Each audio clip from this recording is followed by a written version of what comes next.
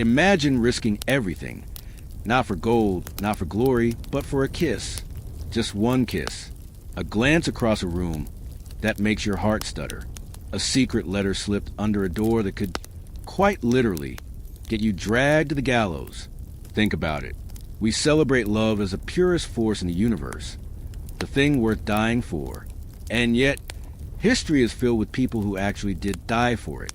And spoiler alert, it usually wasn't romantic. It was brutal. It was messy. It was public. Because in the past, forbidden love wasn't just a private scandal. Oh no, it was treason. It was heresy. It was an insult to kings, an affront to gods, and a direct challenge to the social order. And societies respond the way they always do when they feel threatened. With fire, with steel, and with a heavy dose of, how dare you? Now, let's not kid ourselves. The phrase, love conquers all, cute on a coffee mug. Less cute when you're staring down an executioner's axe. Time and again, couples discovered that love does not conquer political alliances, religious dogma, or the family honor code enforced by your uncle with a sword. And yet, people kept doing it. They kept sneaking into gardens, writing dangerous letters, hiding in candlelit chambers. They kept risking not only their reputations, but their lives. Why? Why is the forbidden so irresistible? Why does danger make the heart beat faster? Let me put it this way. When was the last time you wanted something more after someone told you, you can't have it? Exactly. Human beings are wired to rebel, especially when desire is involved. Tell us no, and suddenly it's the only thing we want. Now, picture this. A medieval castle, torches flickering along cold stone walls, a banquet in full swing, goblets raised, minstrels singing, the smell of roasted boar heavy in the air. Across the room, a knight locks eyes with a lady who, inconveniently, belongs to someone else. Every look, every half-smile, carries enough risk to topple reputations, and maybe a kingdom. And yet, the spark is undeniable. The attraction is irresistible. But here's the kicker. Unlike your modern awkward office crush, this flirtation can get both of them executed. That's not hyperbole. That's history. Fast forward to the Renaissance, a time of art, of beauty, of sophistication. But behind the frescoes and poetry, a society where priests thundered against temptation. Kings demanded loyalty through marriage contracts, and women were often considered property. Imagine Juliet sneaking out to see Romeo, knowing that if anyone discovered her, it wouldn't just be parental disapproval. There'd be blood on the streets. And spoiler alert again, there was. Forbidden love has always carried a terrible cost. Sometimes it meant being cast out of your community, left to starve. Sometimes it meant exile to a barren island. And more often than we like to imagine, it meant execution. Sometimes in public squares, with crowds cheering as an example was made. Sounds harsh? That's because it was. But here's the paradox. The harsher the punishment, the more intoxicating the risk. The lovers knew the stakes. That was part of the thrill. It's human nature to chase the flame, even if it burns. It wasn't just common folk caught up in these tragedies. Kings, queens, emperors, none were immune. Royalty was supposed to be untouchable, bound by marriage's estate, not a choice. Yet how many rulers lost their crowns, their nations, their lives over affairs of the heart? Too many to count. Entire empires trembled because two people decided they'd rather be happy than obedient. Think about that. Wars have been fought, thrones abandoned, dynasties destroyed. Not for political strategy, not for gold, but for love. Or at least, for passion dressed up as love. That's the real kicker. Half these deadly romances weren't soulmates written in the stars. They were bad decisions with really high stakes. Which brings us to the million-dollar question. If love was so dangerous, why couldn't people stop? Why couldn't they just not? Well, let's be honest. Have you ever tried telling someone in love to be reasonable? Good luck. Passion is unreasonable by design. It makes us reckless. It convinces us we're invincible. And for people in history, it whispered promises of freedom in a world where everything, your class, your faith, your gender, was already chosen for you. So yes, forbidden love was dangerous, but it was also one of the few ways to rebel. To say no to kings, to defy priests, to snub the rules. For a fleeting moment, love could feel like power. And power, especially stolen power, has always been intoxicating. Let's get real for a second. Would you risk it? Would you gamble everything for one night, one kiss, one person? Imagine swiping right, and the pop-up warning reads, "Warning, may result in exile, imprisonment, or death by axe." Be honest, would you still click yes? The truth is, people have, for centuries, across every culture, every religion, every empire. Forbidden love isn't some quirky subplot in Shakespeare. It's a universal pattern. It's a human obsession. It's our most dangerous addiction. And here's the part that keeps me up at night. Forbidden love rarely ends quietly. No, it ends with blood, with betrayal, with the world watching. These stories don't fade into history. They explode into legend. That's why we still tell them. That's why we keep romanticizing them in novels, films, and plays. Because deep down, we envy the courage of people who risked everything, even when they lost. But envy has a dark side, because those stories have a body count, and it's a long one. So, as we step into this journey together, keep one thing in mind. Forbidden love wasn't just a romance trope. It wasn't candlelight and roses. It was a gamble with life itself. Some won eternal fame. Most paid with their lives. And the haunting question that echoes through history is the same one we'll ask you now. Would you?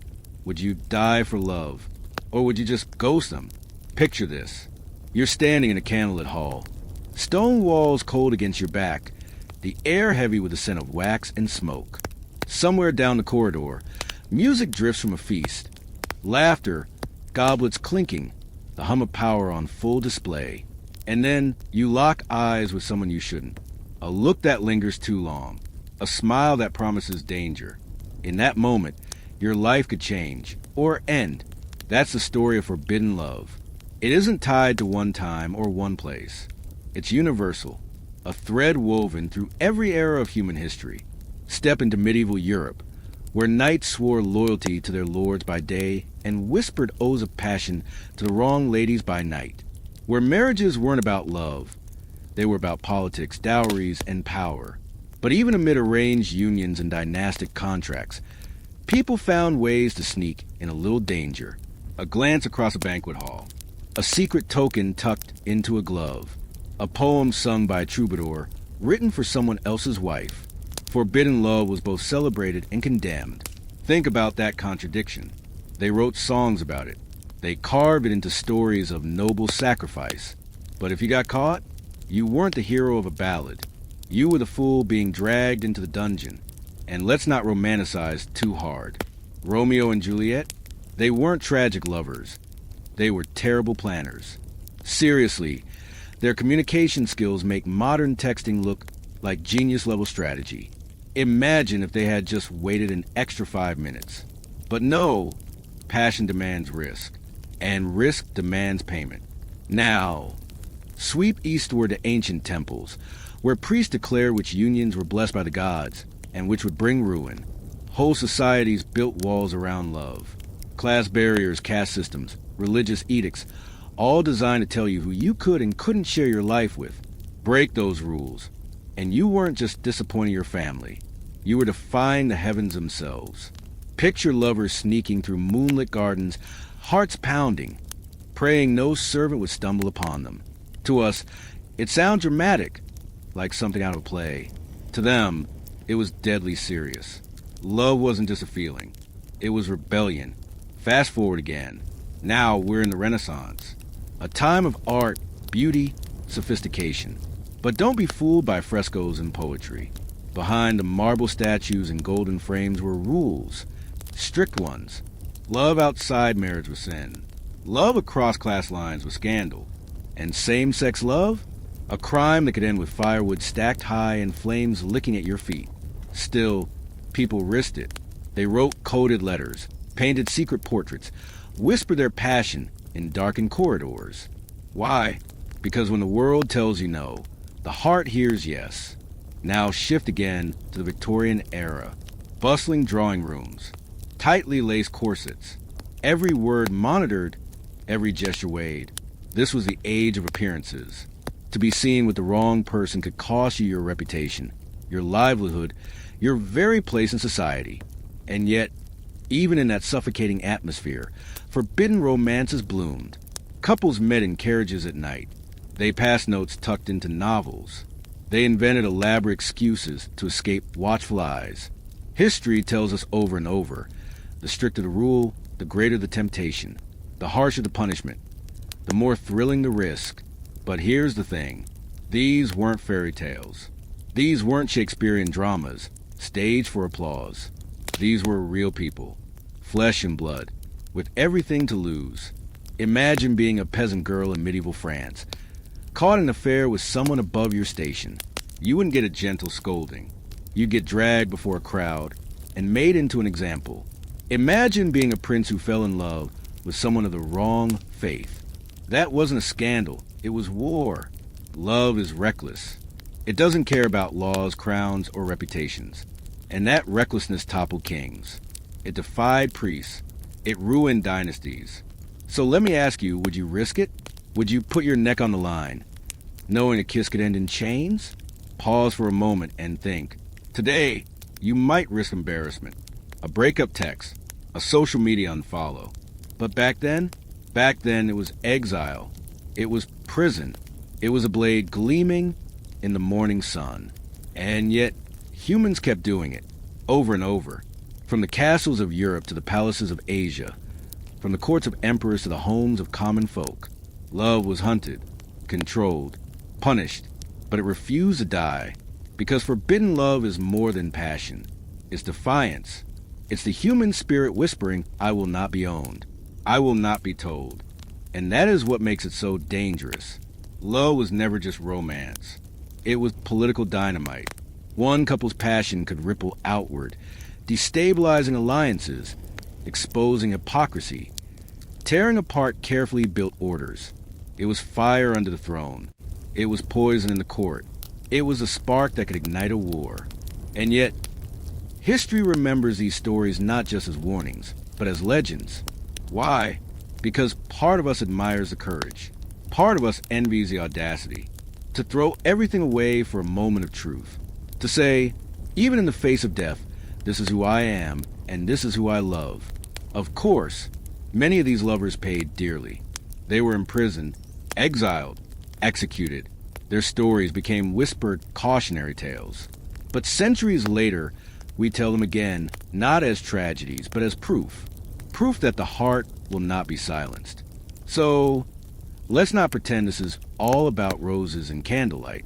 Forbidden love is messy. It's reckless. It's devastating. And yet it's irresistible. Across every culture, every era, the pattern repeats. The rules tighten. The lovers rebel. And history, once again, trembles. So here's the question that echoes from their stories to ours. Would you risk your neck for a night of passion? Would you gamble everything? Your name, your freedom, your life for love? Because they did. And the world was never the same. Love versus law. Passion versus power. It's the oldest tug of war in human history. And no matter where you look, every civilization, every empire, you'll find the same story. People in love, authorities saying no, and the consequences? Brutal. Picture yourself walking through a medieval market. Merchants shouting, chickens flapping, coins clinking. Everything seems normal. But beneath the surface, everyone's watching everyone else.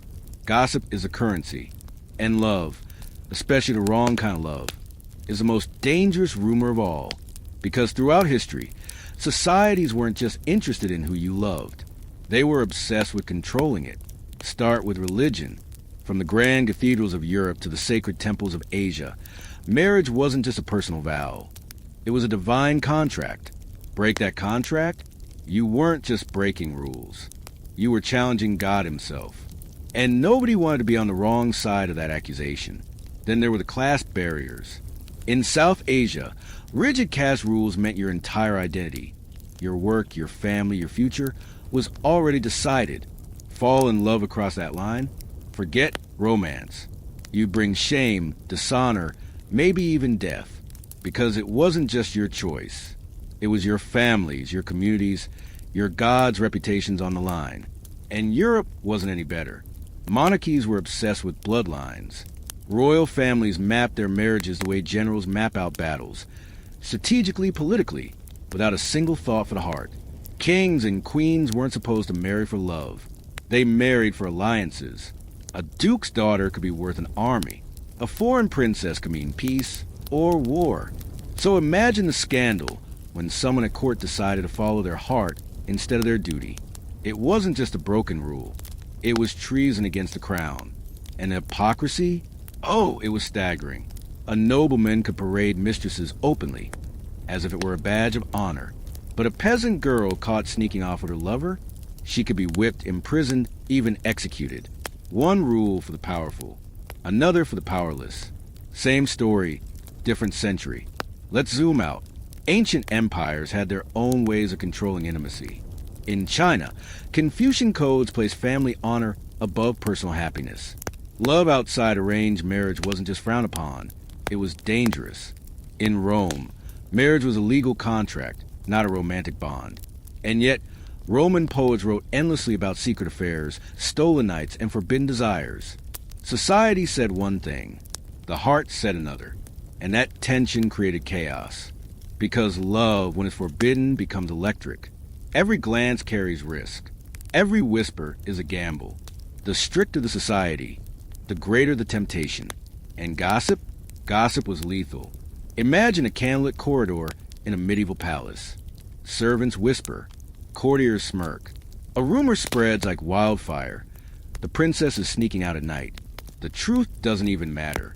The rumor alone can destroy lives. Think about that.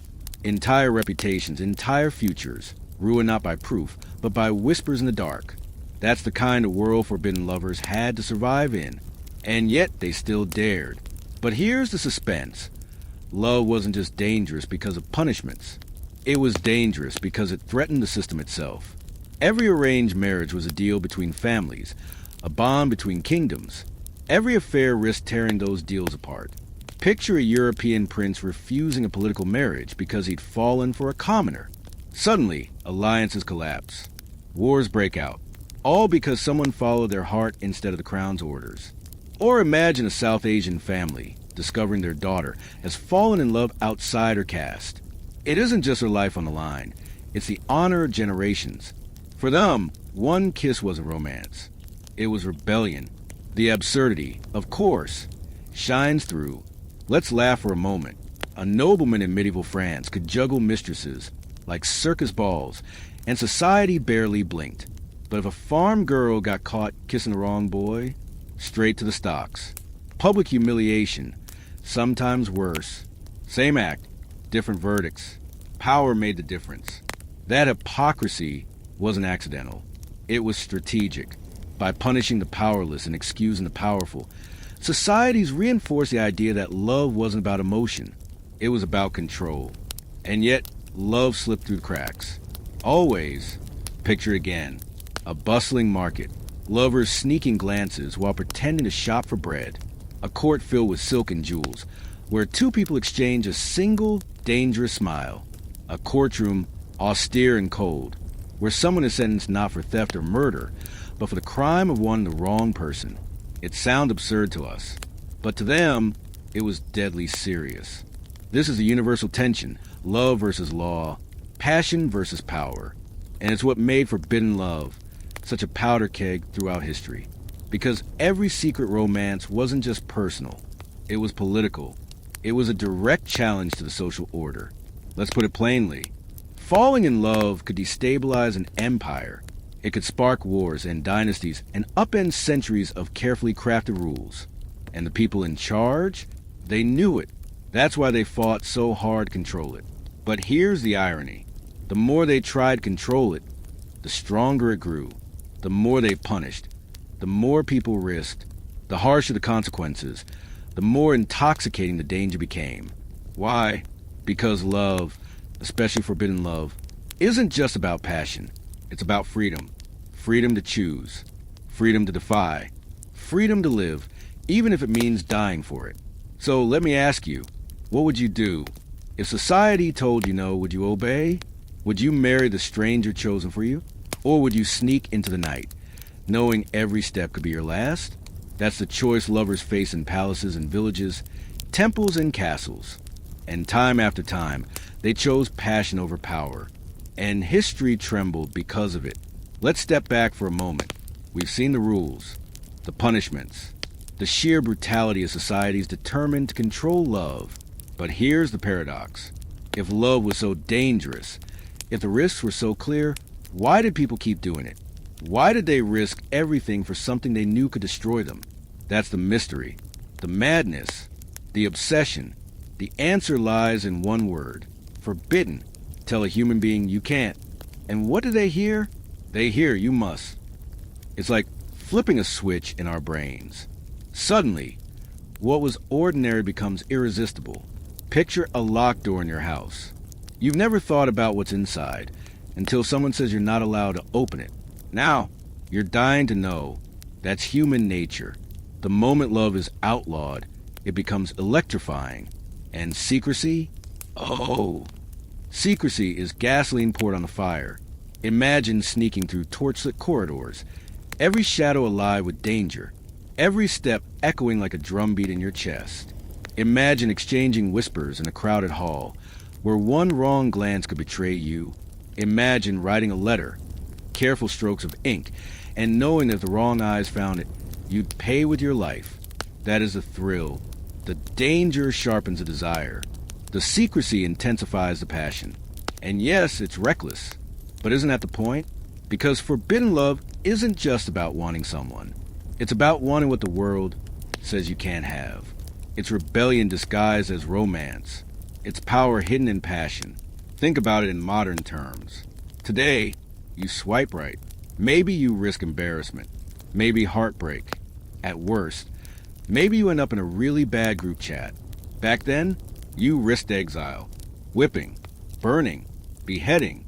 Now tell me, who had the bigger stakes? And yet, people still played the game. There's something intoxicating about danger. Something magnetic about the idea that your love is a secret against the world. Lovers whisper to each other. It's us against them. And in that defiance, in that rebellion, love felt even stronger. It wasn't just about the person. It was about the freedom to choose for yourself, to defy priests and kings, families and laws, to look the world in the eye and say, no, this is mine. Of course, most of those stories didn't end well. History is littered with the wreckage of forbidden affairs, bodies in unmarked graves, names erased from records, couples remembered not for their joy, but for their downfall. And yet, we still tell their stories. Why? Because deep down, we admire it. We envy it. Think about it. Most of us spend our lives following rules, staying safe, playing by the book. But these lovers, foolish or fearless, they broke the rules.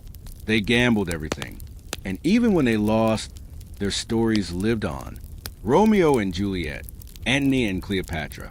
Lovers remembered not because they survived, but because they dared. That's the twisted magic of forbidden love. It creates legends. Picture a medieval knight slipping away from the banquet hall, armor clinking softly as he meets a lady under the stars. Picture a Renaissance poet writing verses that, if discovered, could send him to the stake. Picture a Victorian woman sneaking a glance in a drawing room, knowing her reputation hangs by a thread. Different times, different places, same story. Because across centuries, across continents, the forbidden is always pulled at us like gravity. Maybe it's biology. Maybe it's rebellion. Maybe it's just human stubbornness. But the more dangerous the love, the more powerful it feels. And let's be honest, danger has always been seductive. Think about your own life. The crush you weren't supposed to have. The secret you weren't supposed to tell. Didn't that make it all the more thrilling? Now magnify that thrill by 1,000. That's what forbidden lovers in history felt. Every glance, every touch, could be their last. And here's the haunting truth. Many of them knew it. They knew the risks. They knew the stakes. And still they chose love. Were they foolish? Or were they the bravest people who ever lived? That's the question we're left with. Because forbidden love isn't just about romance. It's about humanity. It's about the desperate need to feel alive, even if it kills us. So picture the centuries rolling by. Ancient temples, candlelit palaces, bustling markets, whisper confessions in shadows. Lovers clutching each other in defiance of rules written by kings and priests. Lovers gambling everything for one another. Sometimes they won. Sometimes their defiance carved out new freedoms, shook societies, forced change. Sometimes they gained eternal fame. But more often, they paid the ultimate price. And still, we remember them. Not for their caution, not for their obedience, but for their rebellion. So let me ask you, across centuries, across cultures, with the weight of history pressing down, would you? Would you risk exile, humiliation, death for one kiss? One night? One forbidden touch? Would you gamble everything for love? Because they did. And their stories are just beginning. Welcome to medieval Europe, a world of castles and kingdoms, of kings with iron crowns and knights in gleaming armor, a world where honor was preached in daylight, but passion thrived in shadows. This was the age of courtly love. And if you think that sounds romantic, well, yes and no. On the surface, it was poetry, music, and chivalry. But beneath the verses and the ballads, it was scandal, danger, and betrayal. Picture this. A knight kneels before his lord, swearing loyalty, vowing to defend honor with sword and shield. And then, by nightfall, he's whispering odes of love to his lord's wife. Awkward? Absolutely. Dangerous? Even more so. But that's what made it thrilling. Because courtly love was never meant to be safe. It was designed to be reckless. Troubadours sang about it in courtyards. They turned these secret liaisons into verses of longing, weaving tales of noble ladies and brave knights pining for each other. And here's the paradox. Society celebrated the idea of such devotion, while condemning anyone foolish enough to actually live it out. That's medieval Europe in a nutshell. They glorified the theory of passion, then punished the practice. And marriages? Forget romance. Marriage was business. It was politics. It was a chessboard where pawns and queens weren't just pieces. They were people. A duke didn't look for love in a wife. He looked for territory, for an army, for gold. A king's marriage could decide whether two nations were at peace or at war. Rings weren't exchanged for love. They were traded like contracts. So where did passion go? Into the shadows. Into the dangerous corners of life where it wasn't supposed to exist. Picture a grand feast. A candlelit hall. Tapestries on the walls. A boar roasting at the center table. Goblets overflowing with wine. Nobles laugh. Jesters perform. Minstrels strum their lutes. But across the table, two people lock eyes. Their glance lingers a second too long. Their smiles hold secrets. And in that fleeting moment, they risk everything. Because in medieval Europe, love outside marriage wasn't just frowned upon. It could destroy reputations, ruin families, invite prison exile, or worse. And yet, people craved it all the same. Secret tokens were passed. A ribbon tucked into a gauntlet, a flower pressed into a book, a carved emblem hidden beneath armor. Every gesture dripped with danger. Every exchange carried the weight of betrayal. Here's the irony. Nobles could commission love poems about their passion. Entire epics could be written in their name. But if they dared live out those verses, if their secret was discovered, suddenly the romance ended with a trial or an execution. Talk about mixed signals. And let's not forget the hypocrisy. A king could keep mistresses by the dozen, and everyone politely pretended not to notice.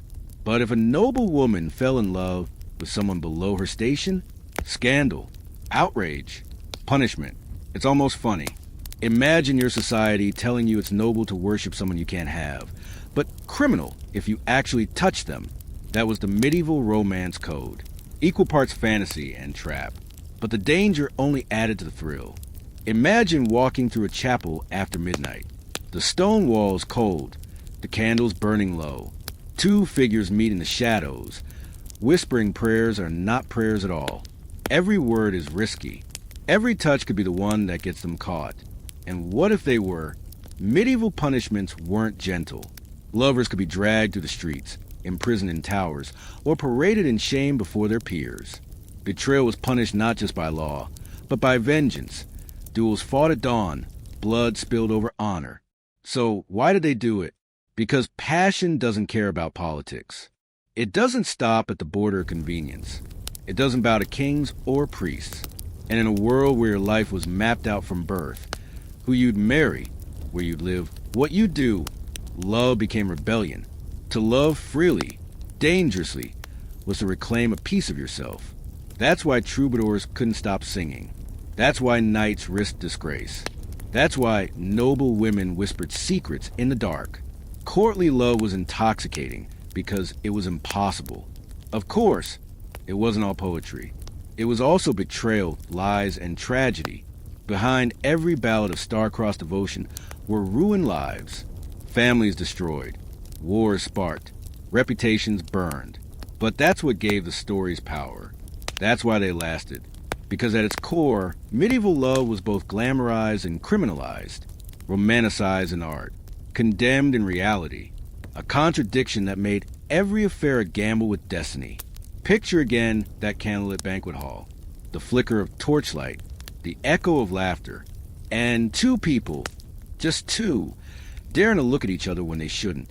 That glance, that smile, could lead to poetry or to prison, to adoration or to the axe. And that, right there, is the paradox of medieval Europe. Love was noble. Love was celebrated. But love was also a crime. So let me ask you, if you were that knight, would you dare? If you were that lady, would you risk it? Would you tuck the ribbon into his armor, knowing it might cost you your life? Because they did. And in doing so, they created the legends we still whisper about today. Now, let's leave the castles of Europe behind. The story of forbidden love doesn't stop there.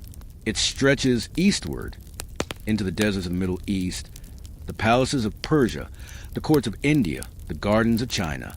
Here, the rules were no less strict. If anything, they were sharper. Love wasn't just personal. It was tied to honor, to faith, to community.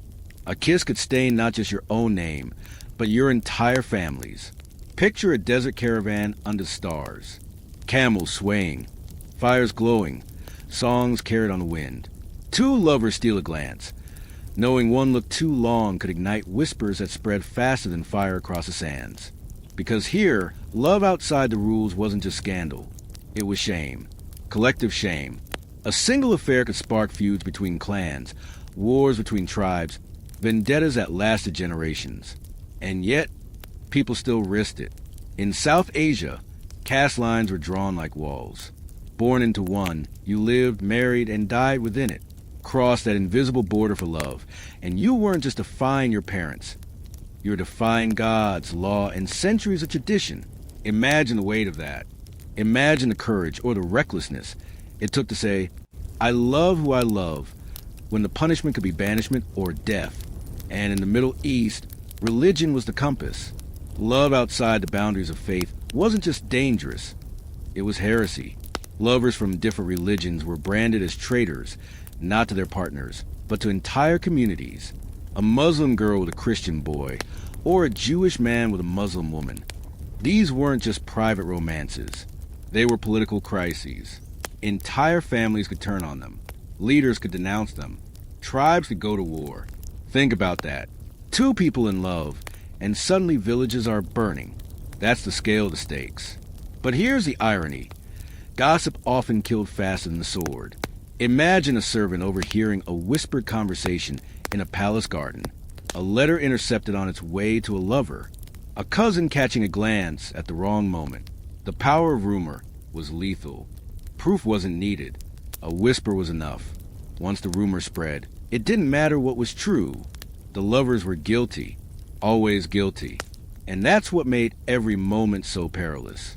Picture lovers meeting in a walled garden, moonlight filtering through carved stone lattice. Their hands brush for a moment, a letter passed in silence. But in the shadows, servants are watching, always watching. Because in these societies, privacy was a luxury, and secrecy was nearly impossible. It's almost funny when you think about it. Modern lovers complain about strict parents or nosy friends. Back then, strict parents didn't just ground you. They might send an uncle armed with a sword to restore honor. And nosy friends? They weren't just gossiping. They were testifying in your trial. That's the weight of honor. In many of these cultures, honor killings weren't just whispered legends. They were accepted practices. If a daughter or son brought shame through forbidden love, the family itself was expected to erase the dishonor, not protecting them, not forgiving them, punishing them, sometimes killing them. Imagine the terror of knowing the very people who raised you might one day end you, all for the name of honor. And yet, despite all this, love refused to die. Poets in Persia wrote verses dripping with longing. Indian epics whisper lovers from rival castes. Arab storytellers spoke of passion that defied tribes and tradition. The stories often ended in tragedy. But that tragedy only made them more powerful. Because the truth is, forbidden love in Asia and the Middle East wasn't just a personal rebellion. It was a political act, a religious act, a defiance that shook entire communities. Now, let's be clear, it wasn't all noble. Some of these affairs ended in betrayal, in broken promises, in blood. But the risk was always the same, and the danger, always immense. Imagine a young woman in a Persian palace, slipping a letter into the folds of her robe. Imagine her lover waiting by the courtyard fountain, heart pounding, eyes darting for spies. They share a single word, a single look, and that could be enough to doom them both. It sounds like theater, but it wasn't theater. It was life and death, and yet there's something strikingly universal here. Strip away the centuries, and you'll see echoes in the present. Dodging strict parents, sneaking out at night, risking everything for someone who might not be approved. Today, it's awkward dinners, angry texts, maybe being cut off from the family. Back then, it was exile, banishment, or worse. The details change, the stakes change, but the story remains the same. And perhaps that's why these tales resonate so deeply, because they aren't just about love. They're about courage, about defiance, about the eternal human cry, I will choose for myself. But the cost? Always steep. Sometimes it was public humiliation, paraded before neighbors as an example. Sometimes it was exile, sent away, never to return. And sometimes it was death, quick, brutal, final. Still, the stories endure. The poets sang them. The storytellers repeated them.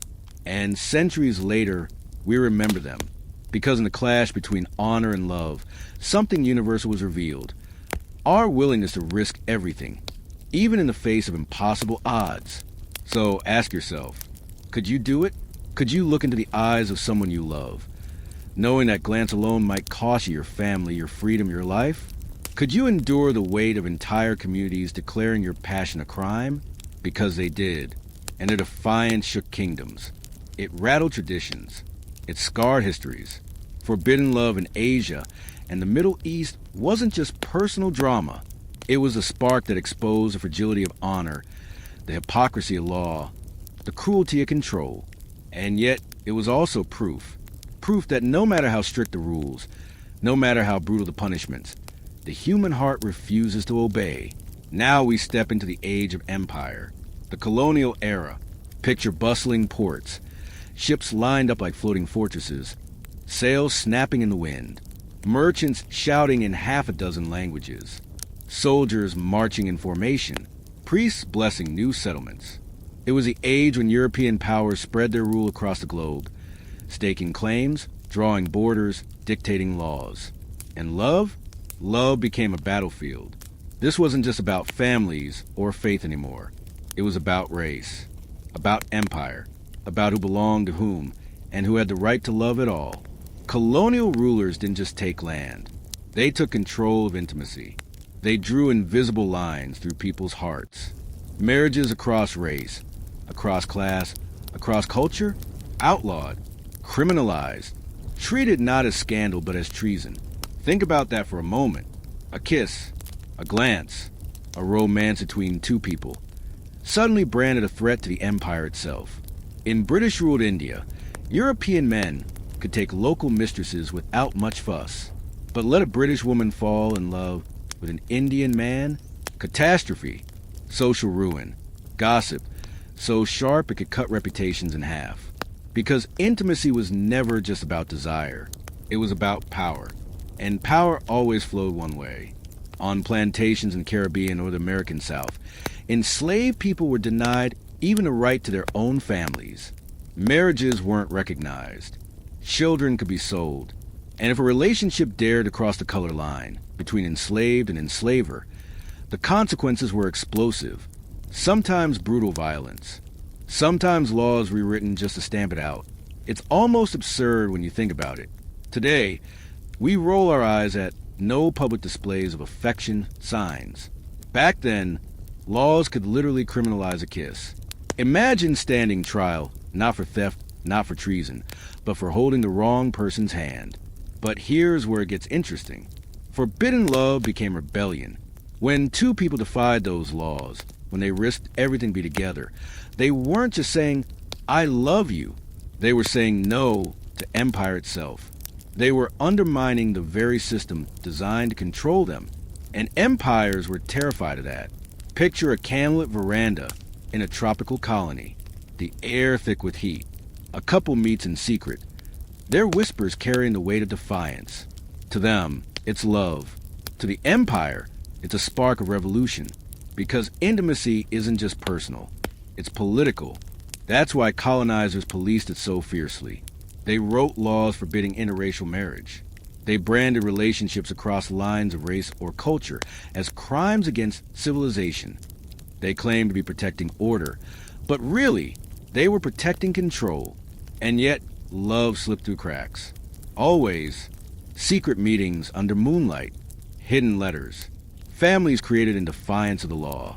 And every one of those unions was a threat to the empire's authority. But the cost?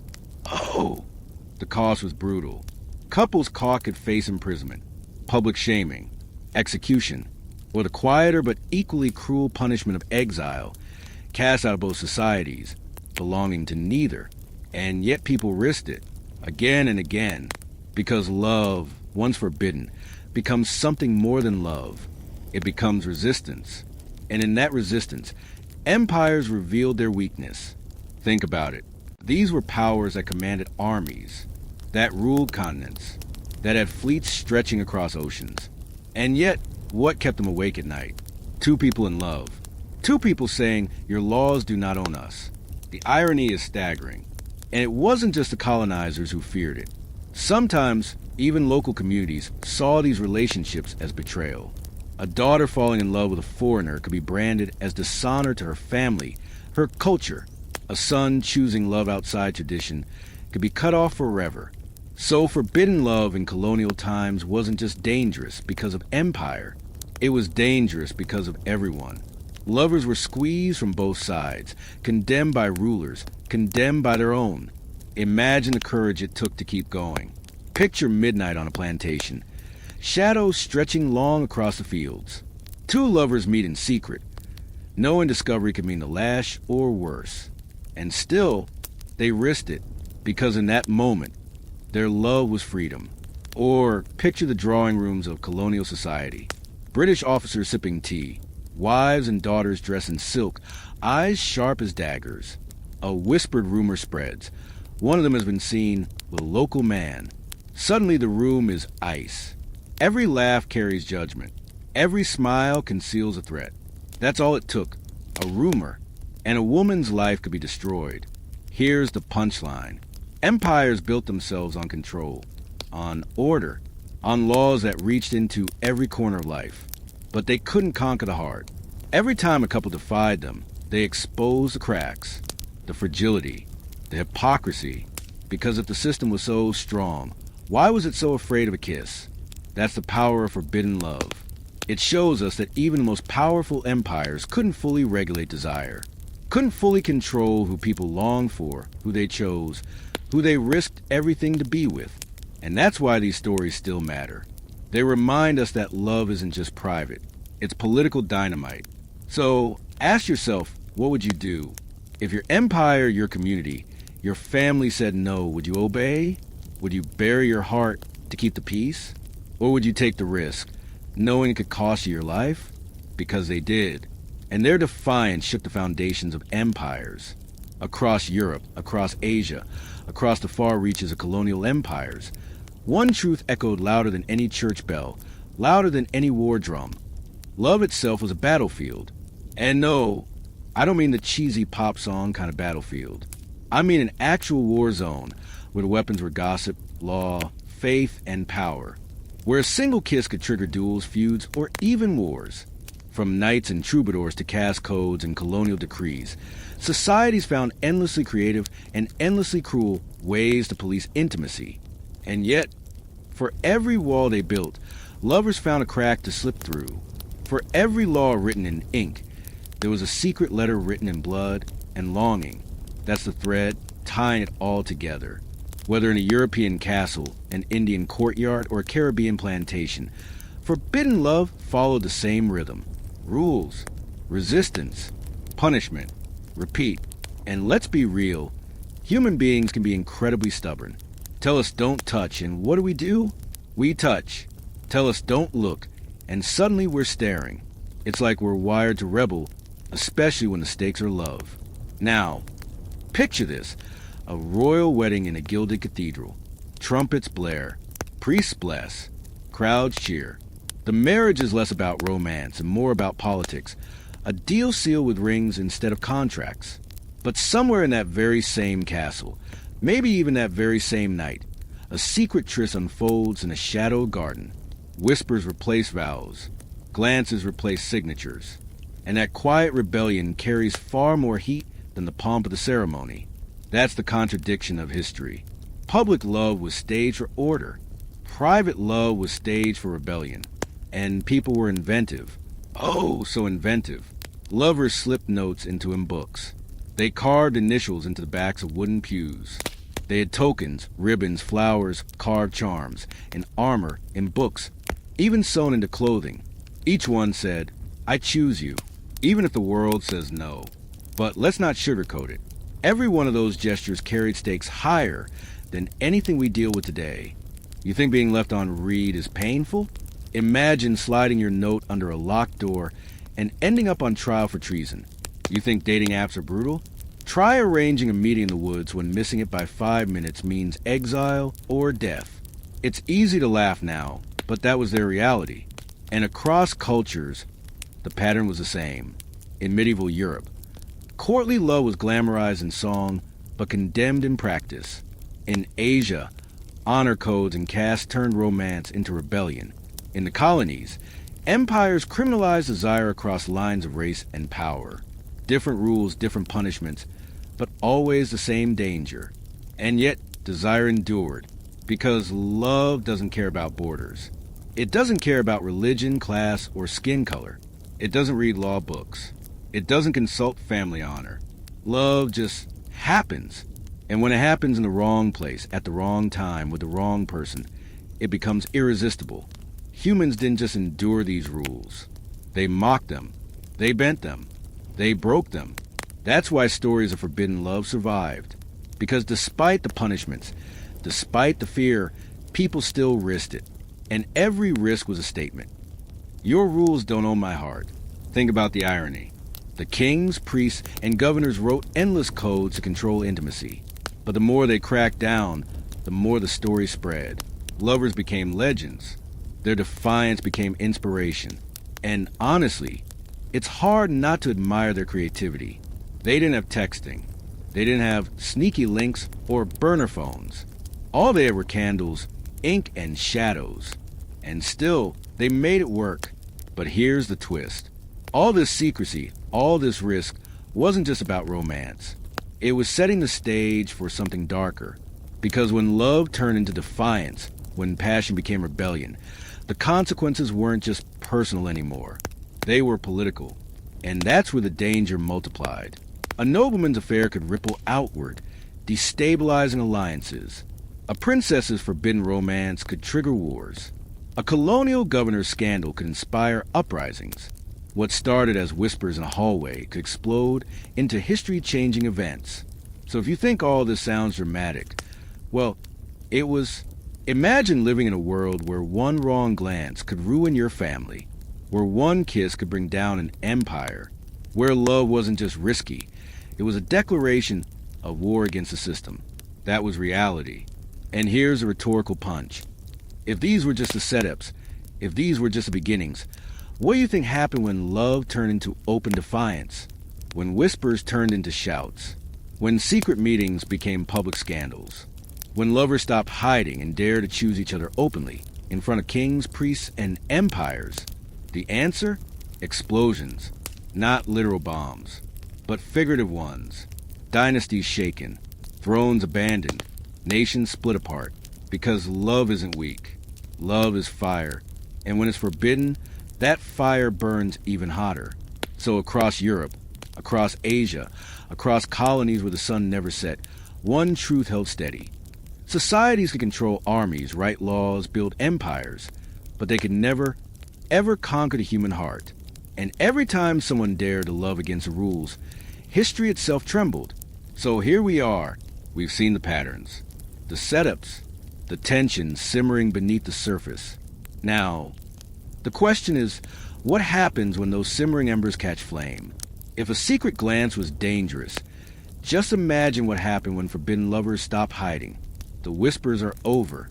The stolen glances, the secret notes, the midnight meetings finished. Now the world sees. And when the world sees, it punishes. Because in history, forbidden love rarely ended with happily ever after. It ended with gallows, with chains, with exile. Picture this. A crowded marketplace. Stalls filled with bread, cloth, spices. Children running between carts. Merchants calling out prices. And in the middle of it all, an execution scaffold. A young couple dragged up in chains. Their crime not theft, not treason, not murder, but love. The crowd stares. Some sneer, some pity, some cheer. Because of the law, this wasn't passion. It was rebellion. And rebellion had to be crushed. That's the brutal reality. What started in shadows so often ended in spectacle. Take the nobles, men and women born of power, wrapped in silks, crowned with titles. You might think they were safe. They weren't. Fall in love with the wrong person. And even the highest walls of the castle couldn't protect you. Nobles were stripped of lands, their names erased, their wealth seized. Kings loved drama, but not that kind of drama. And queens? Their punishment could be even harsher. A queen accused of forbidden love wasn't just unfaithful. She was a traitor. Her passion was painted as poison against the crown. Many were confined to towers, locked away for years. Their only companions rats and rumors. Some lost their heads altogether. Their blood spilled as a warning to others. And if this is how the powerful fared, imagine the powerless. Commoners had no cushion, no protection, no forgiveness. A farmer's daughter caught sneaking into the wrong bed? Public whipping. A blacksmith's apprentice accused of stealing glances at the Lord's wife? Hanged. To rulers. These people were disposable. To families, they were shame incarnate. Love became a death sentence, signed and sealed before the first kiss was even stolen. The irony is bitter. Imagine stealing bread to feed your family. Punishment? Maybe a fine. Maybe a hand chopped off. Brutal, yes, but survivable. Now imagine falling in love with someone off limits. Punishment? Public execution. How twisted is that? How absurd is it that passion was often punished more harshly than theft or violence? But that was the reality. And it wasn't just a law. Communities themselves often turned against lovers. Gossipers spread the story. Neighbors pointed fingers. Mobs demanded punishment. Sometimes the whispers were more dangerous than the law itself. Because once the rumors spread, guilt didn't matter. The verdict was already sealed. Picture a castle dungeon. Cold, damp, lit only by flickering torchlight. A couple sits chained to opposite walls, unable to touch, unable to speak, waiting to hear their fate. They don't know if it will be exile, humiliation, or death. All they know is this.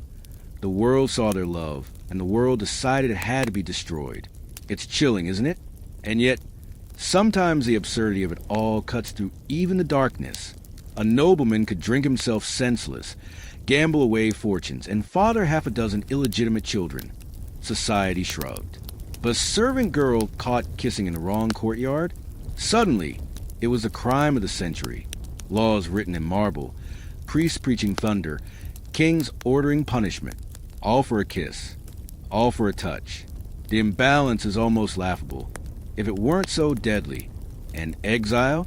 Exile was its own kind of execution. Imagine being ripped from your family, your home, your land, sent away to foreign soil, with nothing but shame as your companion.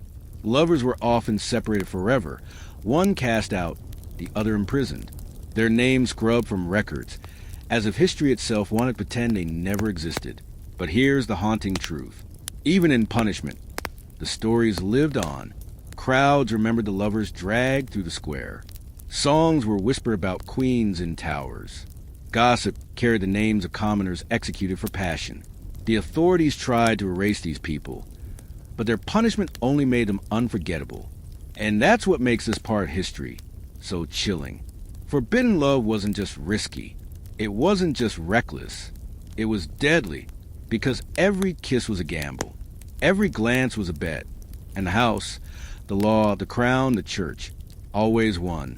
But let me ask you, what does it say about society when love is treated as more dangerous than murder? When a poem, a glance, a secret meeting in a chapel is punished with death? It says this: love wasn't just love. Love was power, and power had to be controlled. That's why the punishments were so harsh. It wasn't just about the lovers. It was about the message, the spectacle, the warning to everyone watching. Don't you dare. Picture once more that scaffold in the marketplace, the couple standing side by side, the crowd holding its breath, the executioner raising his hand. That silence, heavy as stone, says everything. It says, this is what happens when love defies law. And yet, even knowing this, people still risked it. That's what makes these stories unforgettable. Despite the gallows, despite the prisons, despite the towers and exiles, forbidden love never stopped. Lovers kept meeting, kept writing, kept defying, because passion doesn't ask permission. It doesn't bow to fear. But the consequences? They were very real.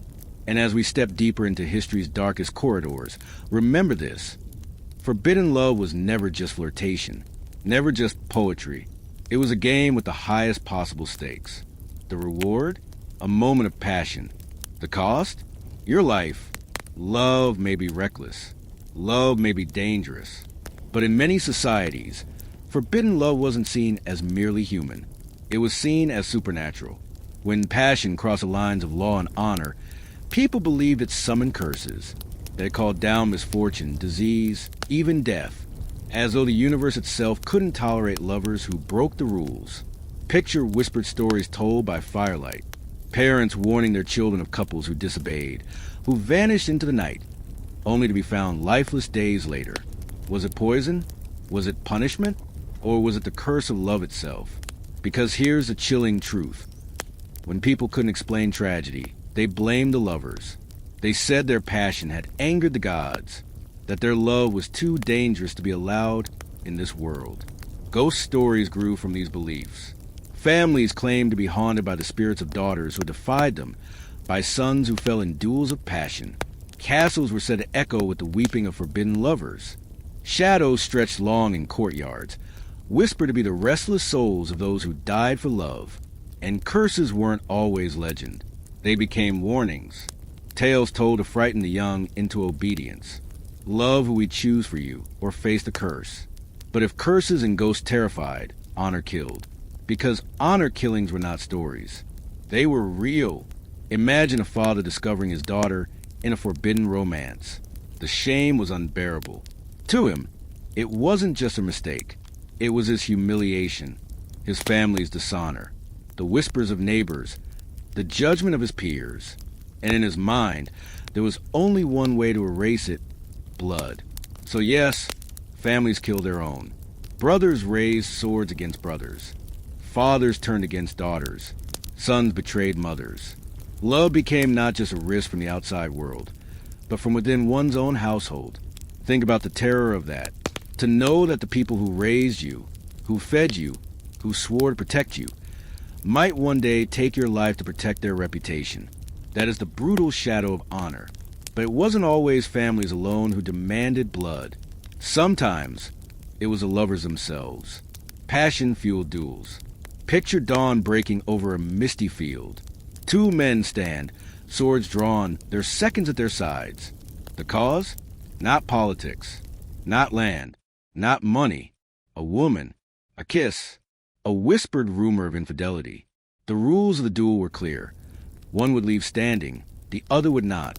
And the woman at the center?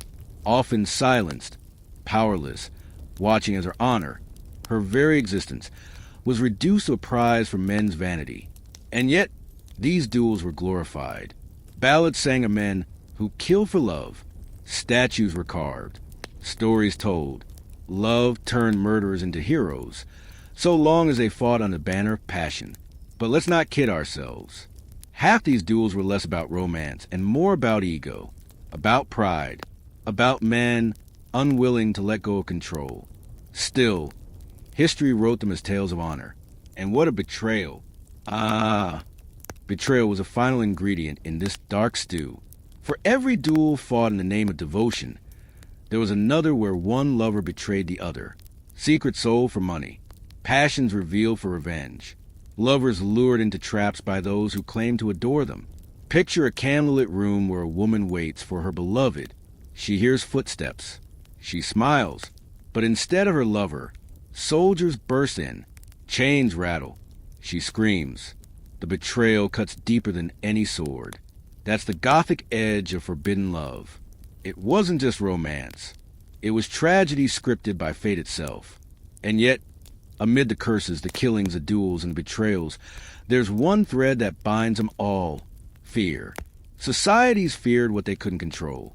Families feared shame. Men feared weakness.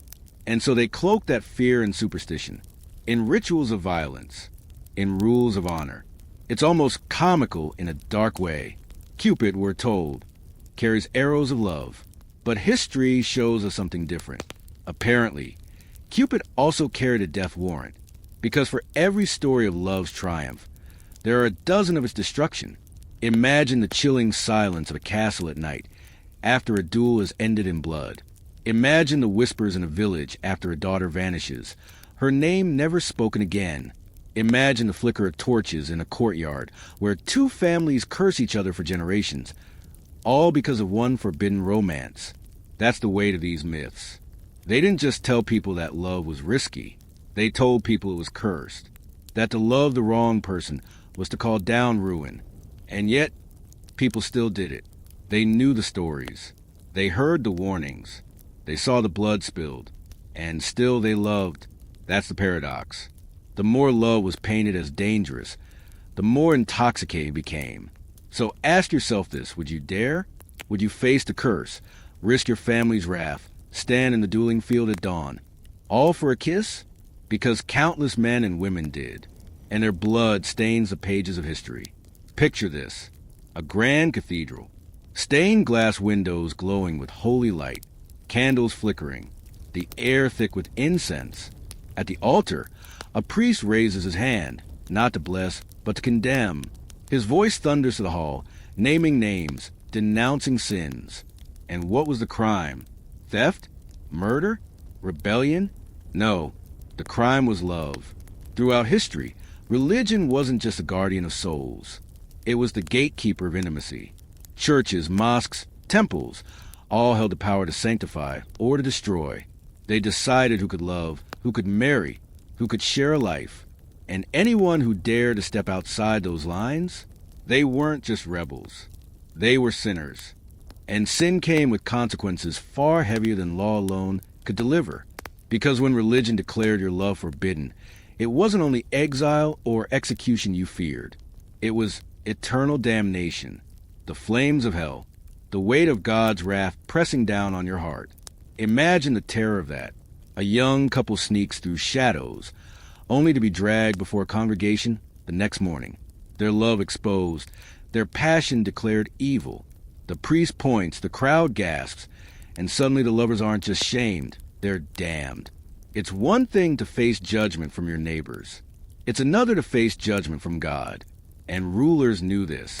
Oh, they knew it well. Kings, sultans, emperors. They wielded religion like a weapon. A queen's affair wasn't just adultery. It was sacrilege. A nobleman's forbidden romance wasn't simply betrayal. It was heresy. By framing love as an affront to the divine, rulers ensured that punishment became not just political, but holy. And nothing terrifies a people more than holy wrath. Picture a torchlit sermon, a preacher roaring from the pulpit about the dangers of lust, the sins of passion. His words echo off the walls, heavy with fire and brimstone. The crowd shifts uneasily, eyes searching, whisper spreading. Who has sinned among us? Who will face the wrath of God? And then a name is called. A couple is dragged forward, their faces pale, their eyes wide. And the crowd cheers, not because they hate the lovers, but because their punishment means everyone else is safe. For now, that's the cruel genius of it.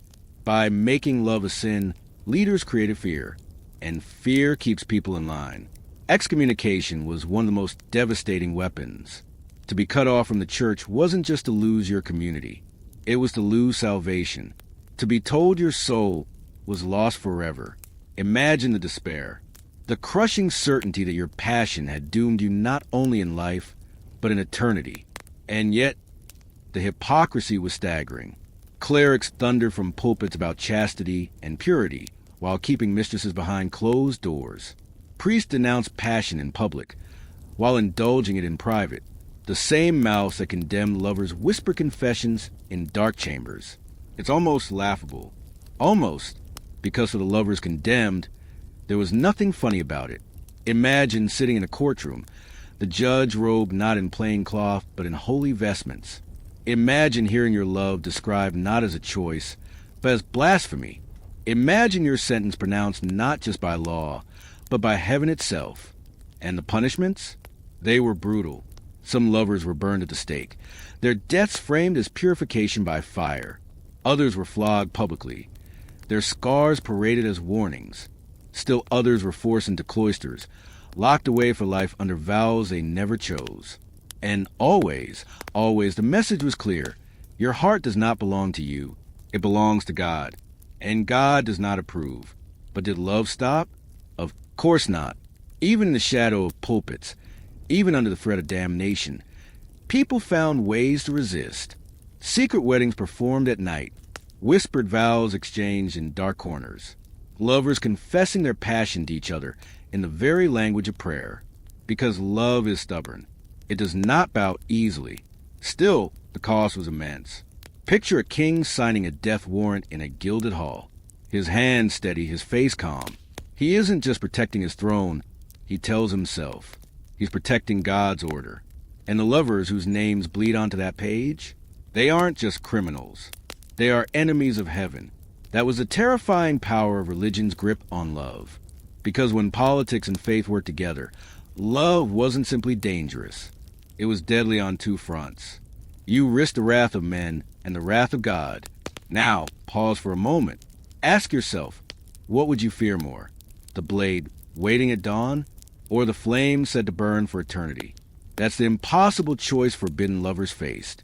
And yet, despite the sermons, despite the excommunications, despite the public executions carried out in the name of purity, love endured. Quietly, fiercely, defiantly, because love has never belonged to priests or kings. It has never bowed to temples or thrones. And every couple who dared defy those decrees proved it. But let's not forget, the cost was real. Blood was spilled. Souls were condemned. Lives were ruined. So when we talk about forbidden love, remember this. It wasn't just judged by law. It was judged by heaven. And the verdict was almost always guilty. Love is supposed to be private, intimate, a secret shared between two hearts. But in history, forbidden love was never private. It was political dynamite, tucked beneath thrones, waiting to explode. Because what might begin as a quiet affair, a whispered confession, or a stolen glance could shake an empire to its core. Picture a royal court in uproar, nobles whispering, advisors pacing, a king's face flushed with rage, not because of war, not because of famine, but because of love. Yes, love. In the great game of power, who you loved mattered more than who you fought. A queen's affair wasn't just scandal, it was treason. A prince's forbidden passion wasn't simply youthful folly. It was a spark that could burn down centuries of dynastic planning. Let's be clear, thrones weren't built on romance. They were built on alliances, on carefully arranged marriages that stitched together kingdoms like fragile tapestries. And if someone pulled one thread loose, the whole thing unraveled. So when royals broke the rules, when passion overruled politics, the consequences were catastrophic. Take a queen caught in a forbidden romance. Suddenly, whispers of betrayal turn into shouts of treason. Nobles question the legitimacy of heirs. Armies wonder whose banner they truly fight under. And just like that, an affair in the royal bedroom becomes a matter of war. Or picture a prince refusing a political marriage. His heart belongs to someone else, someone unworthy. What's the result? An alliance collapses, a treaty breaks, peace shatters, and kingdoms march to battle. Sounds dramatic, right? But history is full of these stories. Love as a spark, war as the fire. Imagine mobs flooding the streets, torches in hand, chanting against a queen rumored to have betrayed her king. Imagine armies called to arms, not because of borders or taxes, but because a royal heart wandered where it shouldn't. Imagine advisors begging their rulers to think of stability, while those rulers thought only of passion. Forbidden love was never just about two people. It was about everyone, every subject, every soldier, every life in the kingdom. Because when a throne trembled, the ground shook for all. Let's take a step back. In today's world, a messy breakup might ruin your weekend. Maybe your friend group takes sides. Maybe you lose the dog in the custody battle. But in the past, a messy breakup could cause World War III. Imagine a Tinder disaster leading to armies on horseback clashing at dawn. It's almost laughable, until you remember the body count. And betrayal? Betrayal was the most dangerous of all. A king betrayed by his queen could lose more than his pride. He could lose his throne. Nobles who saw weakness pounced. Rivals who smelled scandal pressed their claim. All because of a love story gone wrong. And sometimes it wasn't just rulers who paid the price. Entire nations suffered. Peasants starved in wars sparked by royal passions. Villages burned in rebellions fueled by scandal. Ordinary people bore the weight of extraordinary affairs. That's the true tragedy. Because while kings and queens gambled with passion, it was always the people who paid in blood. Picture armies marching, banners flapping, swords gleaming. Thousands of men called to war because of a romance in a gilded chamber. Think about that. Tens of thousands dead because two people couldn't or wouldn't obey the rules of love. And yet, history repeated itself again and again because love has always been a weakness of power. Advisors could warn, priests could threaten, armies could enforce.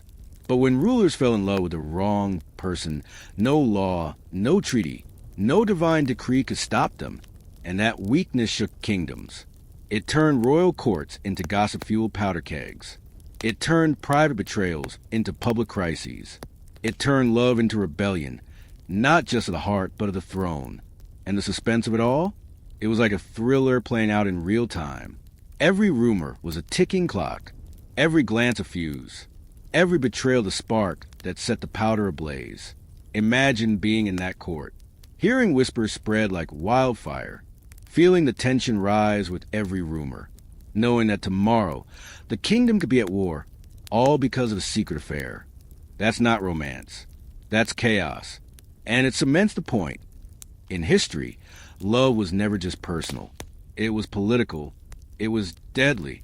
So next time you hear a love story from history, ask yourself, how many lives did it change? How many kingdoms did it topple? How many wars did it spark? Because love, especially forbidden love, was never just two hearts beating faster in the dark. It was a powder keg under thrones. And when it exploded, the blast was felt by millions. Some stories in history are whispered, some are sung, and some are burned into our collective memory with fire and blood. This is where the cost of forbidden love stops being rumor and becomes undeniable. Picture a scaffold, gray skies, a crowd gathered, hushed, waiting. At the center, Anne Boleyn, Queen of England, once the most powerful woman in the land, now trembling before the executioner's axe. Her crime? Loving Henry VIII too well. The irony is chilling, and was elevated because of Henry's passion, his defiance of the church, his obsession with her. He tore England away from Rome for her. He crowned her queen, and when his love soured, that same passion turned into rage. Accusations of adultery, whispers of betrayal, and then death, one moment adored, the next moment condemned. The queen who changed a kingdom, reduced to a body in the dirt. That's the price of forbidden love. And wasn't alone. Queens across history were stripped of crowns, paraded in shame, locked in towers. Their so-called sins displayed for all to see. Meanwhile, their kings often wandered freely, bedding mistresses without consequence. The double standard was as sharp as the blade itself. Pause for a moment. Think about that. Rulers who broke every rule walked free. But their lovers, their wives, their companions, they paid with their lives. Take the betrayed generals. Men of power, toppled not on the battlefield, but in the bedroom. A whispered affair, a secret letter, and suddenly loyalty cracked. Allies became enemies.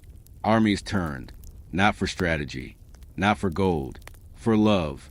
And when betrayal was revealed, the punishment was merciless. Generals dragged through courts, reputations ruined, heads on spikes, all because passion blurred the lines of loyalty. And it wasn't just the powerful who paid. The common people, peasants, servants, villagers, often bore the harshest punishments. A servant girl accused of sneaking away with her master's son? Public flogging. A farmer's daughter caught in a secret romance with a man of higher station? Executed. Families stood in the square, forced to watch their children made into examples. Love became a spectacle of fear, a warning etched into flesh and bone. This is what happens when you defy the rules. And yet, the cruelty often dripped with irony, because the same rulers who ordered these punishments broke the rules themselves, sometimes daily, sometimes brazenly. Kings with harems, nobles with endless mistresses, priests with secrets hidden behind cloister walls. They made laws for others and exceptions for themselves. That's the twisted joke of it all. Forbidden love was deadly unless you had power. Then it was just another scandal swept under the rug. Picture a courtroom, a letter read aloud, its words trembling with passion, evidence of betrayal, of devotion, of rebellion. The lovers stand, faces pale, unable to deny it. The crowd murmurs. The judge declares guilt. And the sentence? Death. Always death. Those letters, those whispers, were weapons. They destroyed more lives than swords ever did. And their graves still haunt us, scattered across ruined fields, hidden in unmarked plots. Lovers buried apart, denied even the dignity of lying side by side. Centuries pass. The kingdoms that condemned them crumble. The empires collapse. But the stories remain. Ghosts of passion, echoes of betrayal. And the question lingers. Why? Why did they keep risking it? Why did they keep choosing love, knowing the price? Maybe because love was never just about desire. It was about defiance, about freedom, about saying my heart is mine, no matter what you threaten me with. That's the haunting legacy. And Bullen's head fell. Generals were betrayed. Queens were locked away. Peasants were punished before jeering crowds. But their choices revealed something rulers could never fully control: the human heart. And that terrified them, because love could topple faster than war. Love could undermine power more effectively than armies. Love could reshape kingdoms without a single blade drawn. So pause here. Take a breath. Let the weight of it sink in. These weren't just tragedies. They were warnings. Reminders carved into history that forbidden love didn't just kill people. It reshaped the very course of nations. And if whispers and betrayals could end lives, what happens when passion explodes so loudly it shakes empires? That's where we go next.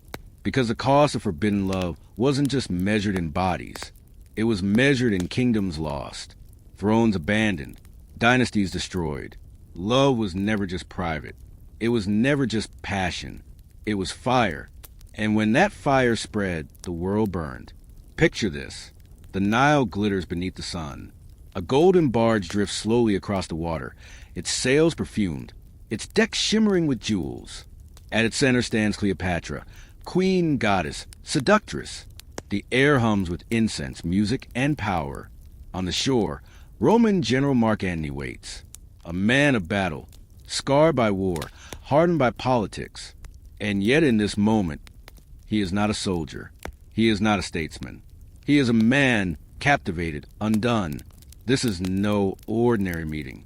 This is destiny colliding with desire. Because when Cleopatra and Mark Antony came together, their passion didn't just stir gossip. It shook the foundations of the ancient world. Rome, vast, sprawling, unstoppable, was suddenly threatened not by armies, but by a love affair. Antony, one of Rome's most powerful men, chose Cleopatra, chose Egypt, chose love over loyalty. And Rome panicked. Imagine the senators whispering in marble halls, cloaks brushing the floor, faces pale. Antony has lost himself. He belongs to her now, to Egypt, to the east. And just like that, a romance became treason. But Cleopatra wasn't just beautiful. She was brilliant, fluent in languages, shrewd in politics, ruthless when she needed to be. She knew that Antony wasn't just her lover, he was her weapon. Together, they weren't two people. They were a threat to the empire itself. Their love story was intoxicating. Nights of feasts, golden halls echoing with laughter, fleets of ships prepared in their names. They lived as though they were gods, lovers in life, rulers of worlds. But every indulgence was another nail in their coffin, because back in Rome, Octavian, future Augustus, was waiting, watching, seething. Antony was supposed to be his ally, his equal. Instead, he was draped across Egyptian cushions, calling Cleopatra his queen, his wife, the mother of new heirs. Do you see the danger? This wasn't just passion. This was politics turned personal. This was empire-threatening desire. Picture Antony, once the pride of Rome, now rallying his legions not under the eagle of Rome, but beneath the banners of Cleopatra. Picture his soldiers torn. Do they fight for their general or for their empire? And picture Octavian's grin as he told the Roman people, Antony has betrayed us. He has given himself to a foreign queen. He has become less Roman and more her slave. The propaganda was devastating. Rome didn't just see Antony as weak. They saw Cleopatra as poison, a temptress, a serpent, and so love became war. Antony and Cleopatra faced Octavian in a struggle that would decide the fate of the Mediterranean. At Actium, their fleets clashed. Sails caught fire. Oars snapped. Men screamed as the sea swallowed them whole. And in the chaos, Cleopatra turned her ship and fled. Antony followed. Love over war. Passion over victory. And in that single decision, Rome was lost to them. Their defeat was inevitable. Octavian marched. Egypt fell. Now, picture the palace in Alexandria. Curtains drawn. Shadows heavy. Cleopatra, regal even in despair, gathers her treasures. Antony, wounded, broken, torn by shame. The once great general falls on a sword, dying in her arms. Cleopatra, left to face Octavian, refuses humiliation. She arranges her final moment. A basket delivered, a serpent hidden within. And with one bite, her story ends. Two lovers consumed by passion. Two rulers destroyed by love. An empire forever changed. Pause here. Think about the scale of this. Your last breakup? Maybe it cost you some dignity. Maybe a weekend of ice cream and bad decisions. Cleopatra's breakup? It cost her an entire kingdom. That's the weight of forbidden love in history. Because their passion didn't just end two lives. It marked the end of Egypt's independence. It crowned Octavian as Augustus, the first emperor of Rome. It reshaped the ancient world, paving the way for centuries of empire. One affair, one love story. And the map of civilization was rewritten. That's the irony. What began as desire, two people drawn to each other, became catastrophe. Rome saw treason. Egypt saw hope. And the world saw the cost of love when it collides with power. Cleopatra and Antony's story isn't just a romance. It's a tragedy carved in stone, sung in plays, remembered in films, because it reminds us that love, especially forbidden love, doesn't stay small. It spreads. It consumes. And when the lovers are giants, the world trembles with them. So let it sink in. Cleopatra's barge on the Nile. Antony's sword at his side. Octavian sharpening his propaganda. One affair, one choice. And history never recovered. Picture this. Buckingham Palace, 1936. Gilded halls, red carpets, portraits of kings staring down from the walls. 1,000 years of monarchy pressing on one man's shoulders. And that man, King Edward VIII, a king with the world at his feet and his heart caught in scandal, because Edward was in love, and not with a princess, not with some noble bride chosen for duty. He was in love with Wallis Simpson, an American, a divorcee, twice divorced, no less. To us now, that might sound like a headline in a gossip magazine, but in 1936, it was dynamite. The King of England, head of the Church of England, wanting to marry a woman the church declared unacceptable. The crown demanded stability. The government demanded respectability. The empire demanded a spotless queen. And Edward, he demanded love. Imagine the panic in Parliament. Ministers pacing, whispering, advisors begging him to reconsider. Headlines leaking out, rumors spreading like wildfire. The country waiting for answers. What would he choose? The throne or the woman who had captured his heart? This wasn't just private drama. This was national crisis. Governments shook. Alliances quivered. Even the church trembled. Because the king wasn't just king. He was defender of the faith. And how could a defender of the faith marry a divorcee? The irony is almost unbearable. Kings before Edward had mistresses stacked like dominoes. Monarchs through history had broken vows, broken marriages, broken lives. But Edward, he wanted to marry the woman he loved. Not hide her, not sneak her in, marry her. And for that, the empire said no. Now picture Edward alone, a man torn between centuries of duty and the pull of his heart.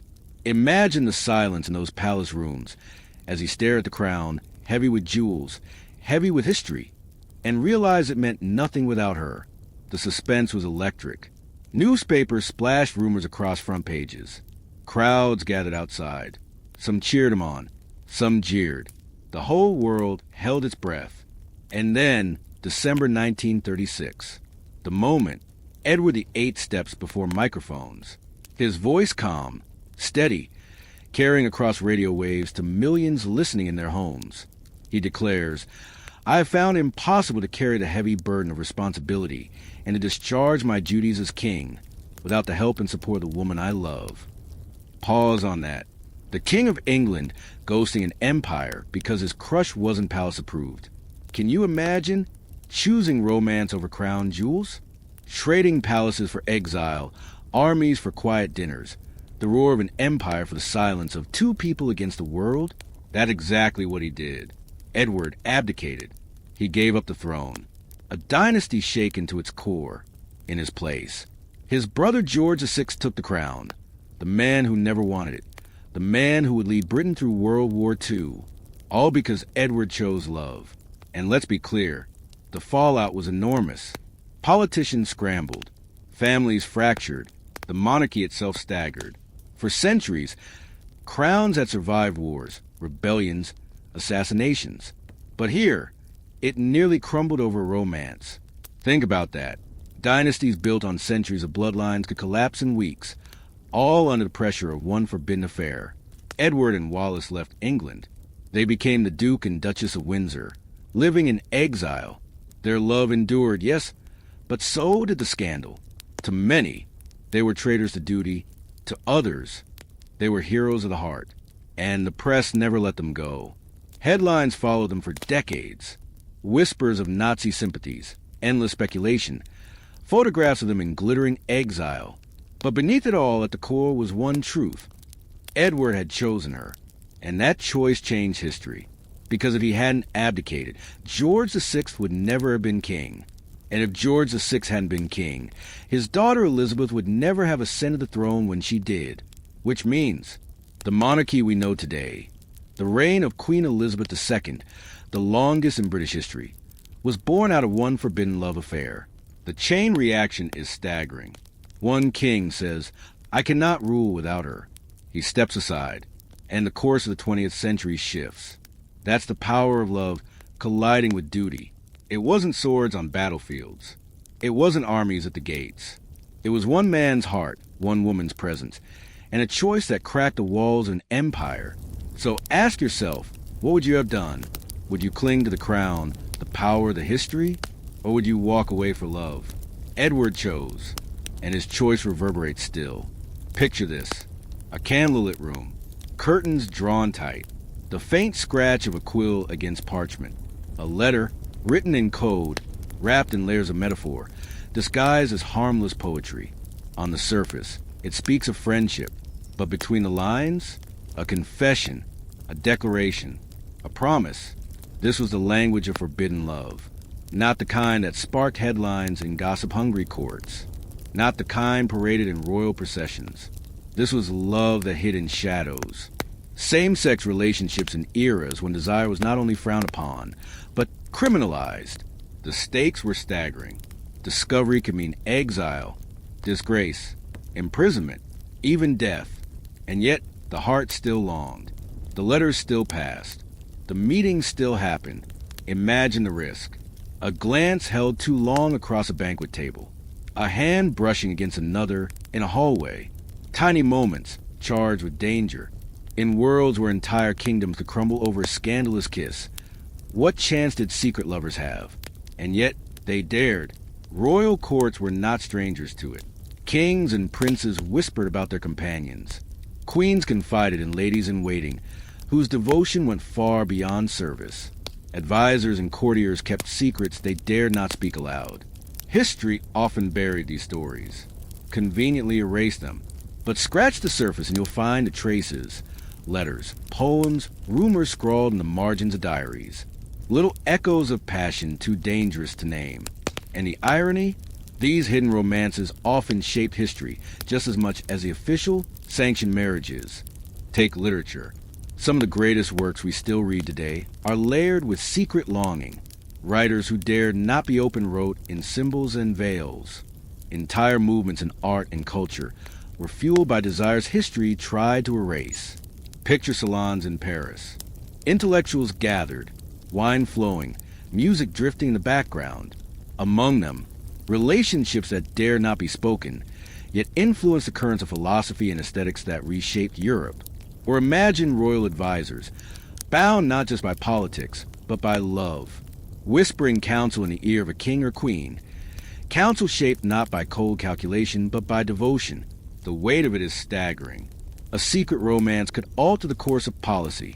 A hidden affair could decide alliances. Forbidden love didn't just survive. It shaped the world quietly from the shadows, but always under watch, always under threat. Picture watchful eyes, priests condemning from pulpits, neighbors gossiping through thin walls, authorities ready to pounce at the first slip. The danger was constant, and the punishment brutal. And here's where the hypocrisy stings. The very leaders who enforce morality codes often indulge in their own scandals. Kings with brothels, nobles with mistresses, clergy with secrets locked behind cathedral doors. Yet the people who loved differently, they were branded unnatural, criminal, evil. That's the cruel joke of history. The rules were never fair. And humor, sharp and biting, slips through here. Because imagine, leaders throwing stones while hiding glass houses the size of cathedrals, declaring love a crime while living lives drenched in excess and contradiction. But beyond the irony lies the ache. Because for those who lived these secret romances, every day was a balance between passion and fear. Every letter carried the weight of risk. Every meeting could be the last. And yet, the love was real. The devotion unshakable. Think about that. When the record books tried to erase them, they wrote their own stories in hidden ways. Coded phrases, poetry, works of art layered with double meanings. They carved themselves into history, not bold on the front page, but quietly beneath the surface. And their influence rippled, A king guided by his companion's love made choices that shifted borders. A poet's hidden passion inspired words that still stir us today. A queen's quiet devotion to her confidant shaped the tone of her court. Love in the Shadows still lit fires that burned through centuries. But the tragedy? Most of these stories end with silence. Letters destroyed. Names erased. Lovers buried apart. Entire lives rewritten by others, until only rumor remains. Still, the whisper survived. And whispers can be louder than trumpets when history finally listens. So pause here. Picture those secret meetings in candlelit rooms. The brush of hands under a table. The quiver of a quill, writing words too dangerous to sign. These were not small stories. They were human stories. Risky, beautiful, necessary, and the irony still burns. While arranged royal marriages made headlines, these hidden romances, so often dismissed or denied, quietly shape politics, culture, and art. They remind us that love doesn't obey law. It doesn't care about codes or pulpits or courts. It finds its way, even in the shadows, especially in the shadows. So the next time history tells you a story of kings and queens, ask yourself, what about the ones who never made it into the record? What about the love that couldn't be named, yet changed the world all the same? Because those stories are there, whispering, waiting, and their power is undeniable. Picture this. A throne room, empty, the crown rests abandoned, jewels catching the last rays of fading sunlight. Not because of war, not because of famine, but because of love. Forbidden love has toppled more than hearts. It has toppled empires. From Cleopatra and Antony on the Nile, to Edward VIII surrendering the crown, to lovers hidden in shadows who bent culture itself. Everywhere you look, forbidden passion doesn't just stir scandal. It reshapes history. Dynasties have cracked like glass under its weight. Alliances have shattered. Wars have ignited. And here's the delicious irony. Approved marriages, the ones arranged by councils, stamped by priests signing treaties, they rarely changed much at all. They preserved. They maintained. They kept the machine turning. But the forbidden ones? The passions nobody wanted, the scandals everyone whispered about, those are the ones that tore machines apart. Picture burning letters, flames licking paper, ink vanishing into smoke. As one message disappears, armies march, soldiers clashing, banners raised, lives lost, not because of famine, not because of gold, but because of the way two people dared to feel. Pause here. Let that sink in. Your messy situationship might ruin brunch. These ruin civilizations. It's almost absurd, almost laughable, but it's also deadly serious. Because what began in bedrooms in whispers, in coded notes under candlelight, often spilled out into streets, into battlefields, into revolutions. Picture mobs in cities, torches in hand, demanding justice for a queen's betrayal. Picture peasants rising against rulers distracted by their private scandals. Picture soldiers torn apart, not knowing whether they fight for loyalty, for nation, or for the honor of their leader's heart.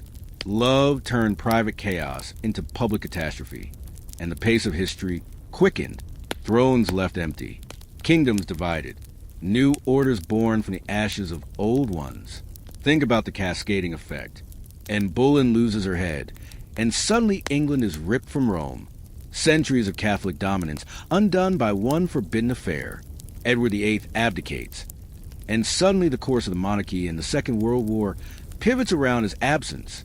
Cleopatra dies, and Rome transforms from republic to empire. Again and again, it's not the arranged alliances that alter the map. It's the passions that weren't allowed. It's the loves that broke the rules.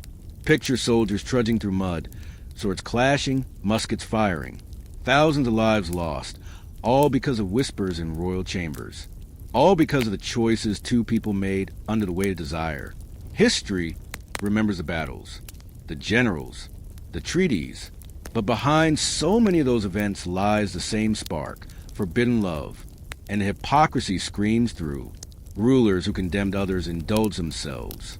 Churches that damned passion survived on secrets of their own. Societies that punished lovers were themselves obsessed with the stories. Because even as people burned, were banished, or were silenced, Their stories lived on. The scandals thrilled. The whisper spread. The passion refused to die. It became theater. It became myth. It became the fuel of revolutions. Think of the letters. So many destroyed, but some survived. Words that were never meant to see daylight, now echoing centuries later. Every curve of ink a reminder of what was risked. Every line a confession of what was lost. Imagine holding one of those letters, feeling the tremble in the handwriting, knowing that with a single slip, this note could end a life or ignite a war. That's the weight of forbidden love. Not just romance, not just longing, power, fire, catalyst, and the tempo builds here, hearts beating faster, history racing forward. Because once love spilled into politics, into courts, into wars, it could not be contained. Pause, let the silence stretch.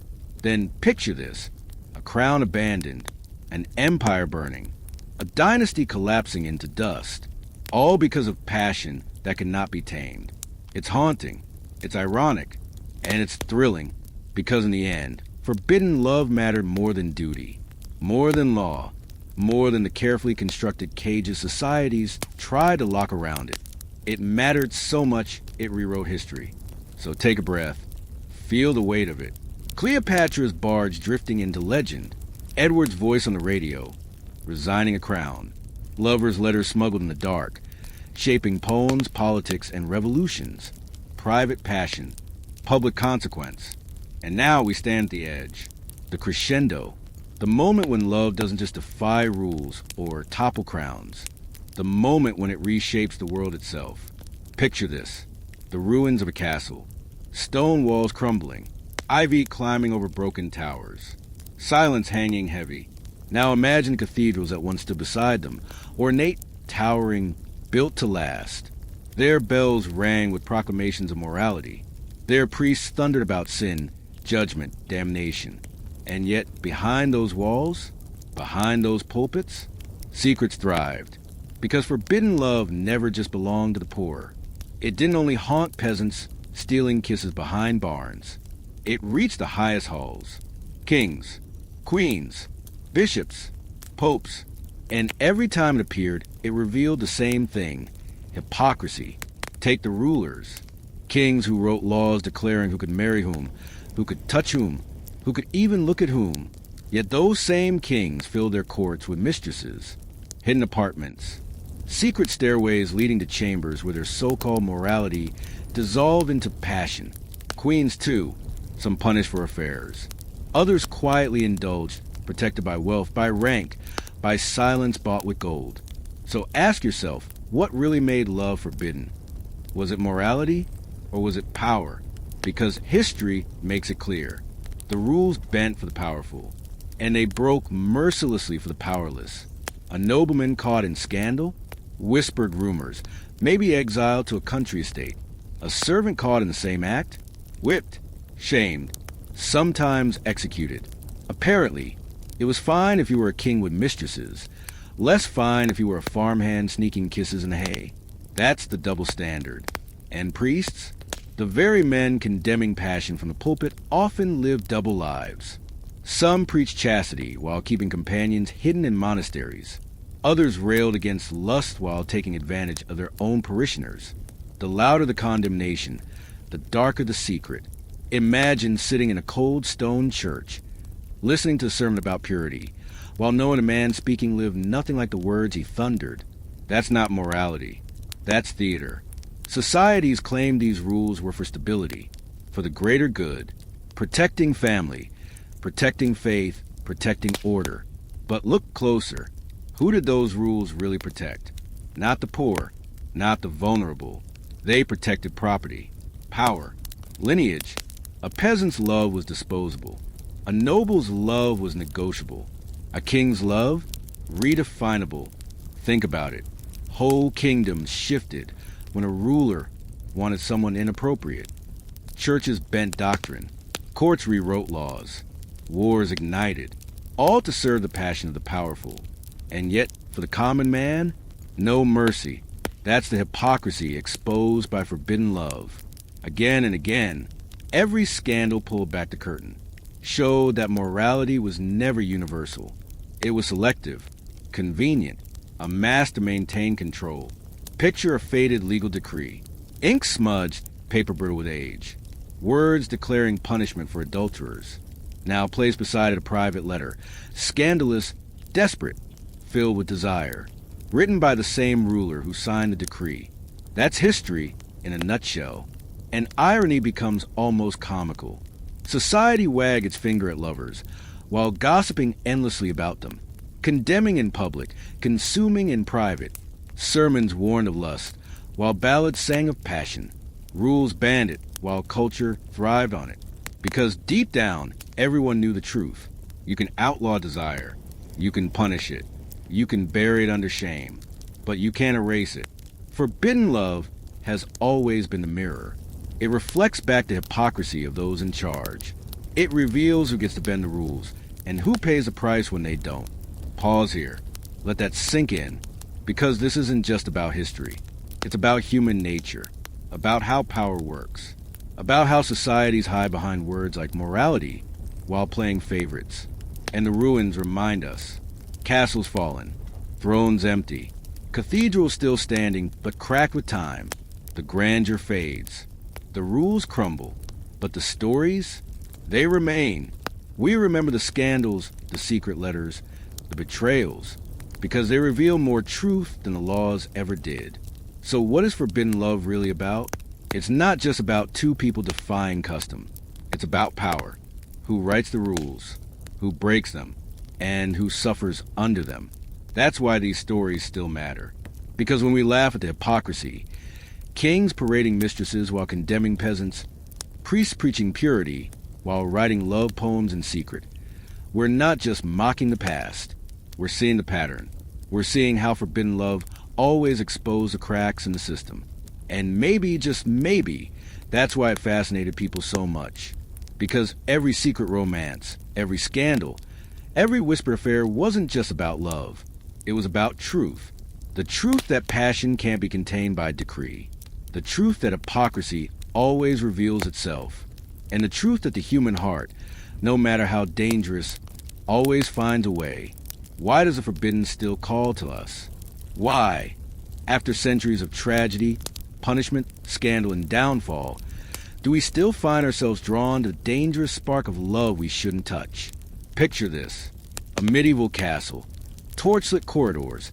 Two figures rushing through shadows for a stolen kiss. Knowing discovery means prison or worse. Now, picture the 21st century. A couple sneaking texts under the dinner table. Late night drives to places no one will recognize them. The stakes aren't execution anymore. But the adrenaline? It feels just as sharp. Because that's the truth. Restrictions intensify desire. Tell someone they can't have it, and suddenly they want it even more. It's human nature. The forbidden turns love into fire. Secrecy becomes fuel. Every glance, every touch, every whispered word is supercharged. The risk makes it sweeter. The danger makes it thrilling. And sure, today the dangers are different. You won't be dragged to the scaffold for texting your crush. But maybe you'll face judgment, disapproval, family outrage, the raised eyebrow of a culture that says, not with them. The punishments have shifted, but the seduction hasn't. Think about it. In the past, the penalty for loving the wrong person could be exile, banishment, death. Today, the penalty might be an awkward family dinner where everyone glares at you across the table. Maybe getting ghosted because you crossed a cultural line. Maybe whispers in a community that still holds to certain taboos. And yet, the forbidden still pulls us in. Why? Because challenge heightens passion. Obstacles make desire stronger. It's the climb that makes the view breathtaking. The secret that makes the kiss unforgettable. Imagine sneaking out at night for a romance you're not supposed to have. Your heart racing. Every shadow feels like a threat. Every second stolen feels like a lifetime. Compare that to a relationship everyone approves of, complete with polite congratulations and Instagram likes. One feels safe. The other feels electric. It's not that the safe love isn't real, but the forbidden love feels alive. It's been this way forever. From ancient myths to Shakespearean plays, from whispered rumors in royal courts to modern dating apps, we've craved the thrill of what's just out of reach. There's something irresistible about the words "you can't." Tell a child not to touch the cookie jar, and watch what happens. Tell a teenager not to see that boy, that girl, and suddenly nothing else matters. Tell adults that love is off limits, and watch them risk careers, reputations, even lives to taste it. The forbidden is a dare, and love, at its core, has always been reckless enough to accept. Pause here. Think about your own life. Haven't you felt it? That surge of interest when something, or someone, is just beyond the rules? That shiver when you're not supposed to? At least today, your risky romance ends with an awkward family dinner, not a public beheading. Progress, right? And yet, even without the axe or the noose, the weight can still feel crushing. Whole communities can shame you. Entire families can cut you off. The judgment may not draw blood, but it leaves scars. That's why these stories still resonate. They're not relics of the past. They're mirrors of the present. We're still negotiating who we can love. Still wrestling with rules written by tradition, religion, or culture. Still trying to balance heart and duty. And forbidden love still exposes hypocrisy. A society that tells you one thing while doing another. Leaders who preach purity while indulging in scandal. Families that insist on honor while hiding their own secrets. It's no wonder we keep coming back to these stories. They let us explore the danger without stepping into it ourselves. They thrill us. They terrify us. They move us. And they remind us of the truth we don't like to admit. Love thrives most when challenged. Picture lovers in history, risking everything for a moment in each other's arms. Now picture modern couples sneaking out for a night their parents would never approve of. The centuries separate them. But the feeling? Identical. Hearts pounding. Breath quickening. The delicious, terrifying knowledge we shouldn't be here. That's why we keep telling these tales. Why we read them, watch them, live them, because they capture something essential. The forbidden isn't just about rules. It's about freedom, about defiance, about the raw, uncontainable power of desire. And deep down, we all crave it. We want to feel alive, to feel the stakes, to test how far we go for love. That's the seduction of the forbidden. So ask yourself, what would you risk? A scolding? A reputation? A family bond? A crown? History tells us countless people answered yes. They risked it all. Some lost everything. Some changed the world. And we keep asking ourselves the same question. Because love, especially the forbidden kind, has never been safe. It's never been easy. But it has always, always been irresistible. Picture this. A ruined castle. Stones crumbling into dust. Silent corridors where once whispers of love carried through the halls. Now only echoes remain. Picture graves side by side or sometimes apart, bearing no names or names erased by time. Lovers punished, condemned, forgotten by the laws that once called them sinners. Picture a letter, ink faded, edges torn. Words written in desperation. I will love you until my last breath. A letter never delivered. Or worse, delivered, but used as evidence in a trial that ended in death. This is the cost. Forbidden love was never just romance. It was risk. It was sacrifice. And again it was tragedy. Countless lives lost. Queens executed. Princes banished. Generals betrayed. Farmers' daughters hanged as warnings. Families ripped apart. Parents forced to watch their children punished. Entire bloodlines destroyed because of the heart's defiance. That's the human toll. And yet, here's the paradox. Despite the cruelty, despite the deaths, the stories refuse to vanish. They survived. In novels, in plays, in poems whispered and passed down, in films that still bring us to tears, in myths that turn flesh and blood lovers into legends. Think about it. Romeo and Juliet, fiction, yes, but born from real feuds, real families, real tragedies. Cleopatra and Antony, immortalized not just as rulers, but as doomed lovers. And Bullen, still haunting every retelling of the Tudors. Edward and Wallis Simpson, forever the couple who defied a crown. These stories live on, not because they were happy, but because they were powerful. Because love, when forbidden, becomes unforgettable. Pause here. Feel the weight of that. People died, and centuries later, we turn their sacrifices into entertainment. We watch plays. We read novels. We binge historical dramas. We cry. We swoon. We sigh over the beauty of it all. The irony is sharp. Once, these affairs toppled thrones. Once, they meant disgrace, exile, death. And now, they're ticket sales. They're binge-watching weekends. They're hashtags and fan theories. That's not to say the pain was meaningless. Quite the opposite. The cost they paid carved out freedoms we take for granted today. Picture a modern couple, walking freely in a park, holding hands in public, laughing without fear. Their love may still face judgment, yes. Some whispers, some raised eyebrows, but not the scaffold, not the noose, not the exile.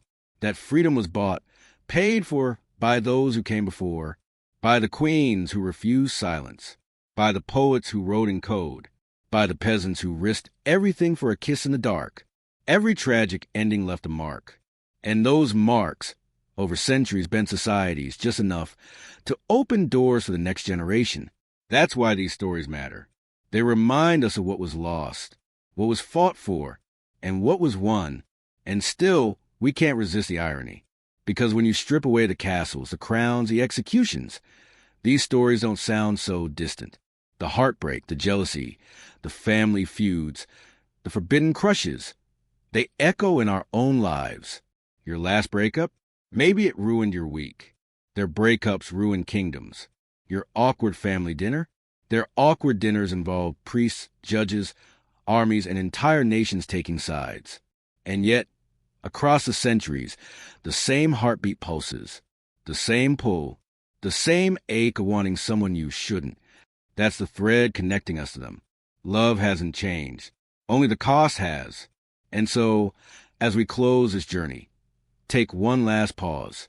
Look at those ruins, the graves, the letters, the shadows of people who risked everything. And then look at today, the freedom to choose, to walk hand in hand, to say this is who I love without losing your life.